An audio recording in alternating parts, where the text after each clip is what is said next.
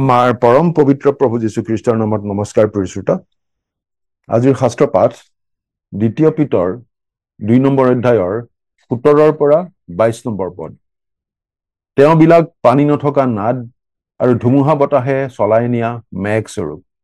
তেওঁবিলাকৰ কাৰণে ঘোৰ আন্ধাৰ সাঁচি থোৱা হৈছে, কিয়নো তেওঁবিলাকে মাংসিক সুখাভিলাষৰ বশত থাকি অসাৰতাৰ গৰ্ব কথা কৈ ভ্ৰম আচৰণকাৰীবিলাকৰ মাজৰ পৰা অলপতে হাত সাৰি অহাবিলাকক লম্পট আচৰণৰ দ্বাৰাই ফুচুলাই নিয়ে।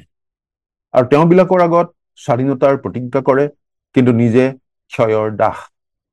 কাৰণ যেয়ে যিহৰ দ্বাৰাই পৰাজিত হয় তেওঁ তাৰে দাস হয়।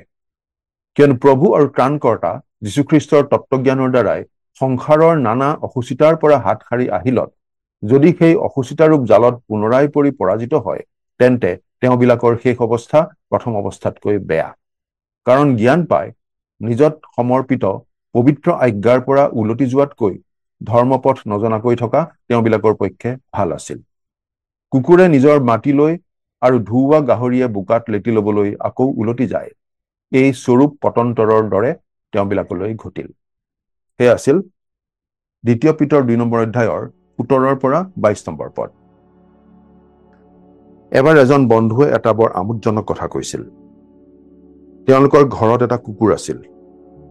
কুকুৰটো বাৰে বাৰে ঘৰৰ ভিতৰত সোমাব খোজে, কিন্তু তেওঁলোকে সোমাব নিদিয়ে।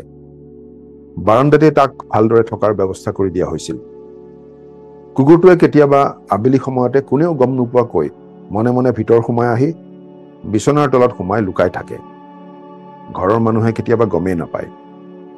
কিন্তু ৰাতি দূৰত কোনোবা কুকুৰে ভোকা শুনিলে বিচনাৰ তলত লুকাই থকা কুকুৰটোৱে পাহৰি গৈ বিচনাৰ তলৰ পৰাই ভুকি দিয়ে আৰু লগে লগে ধৰা পৰি যায়।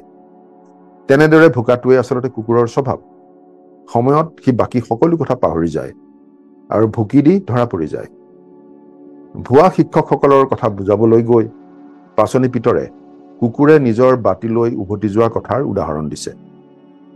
যিহুদী লোক এজনৰ বাবে কুকুৰতকৈ নিম্ন আৰু কোনো নাই। ইয়াৰ দ্বাৰা আচলতে এই কথাটো বুজোৱা হৈছে যে আমাৰ আচল স্বভাৱটো কি এদিন নহয় এদিন প্ৰকাশ পাবই।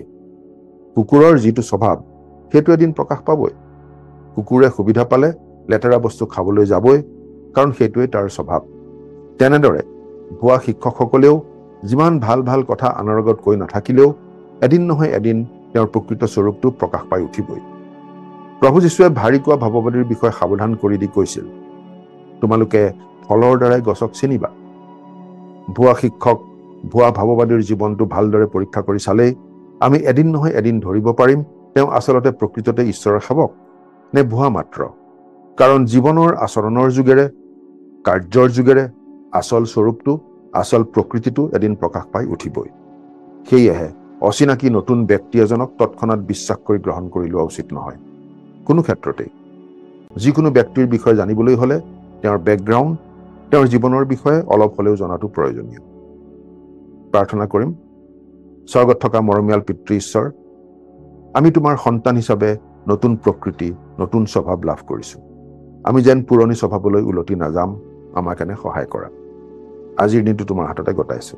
ত্ৰাণকৰ্তা প্ৰভু যীশুৰ নামত, আমেন।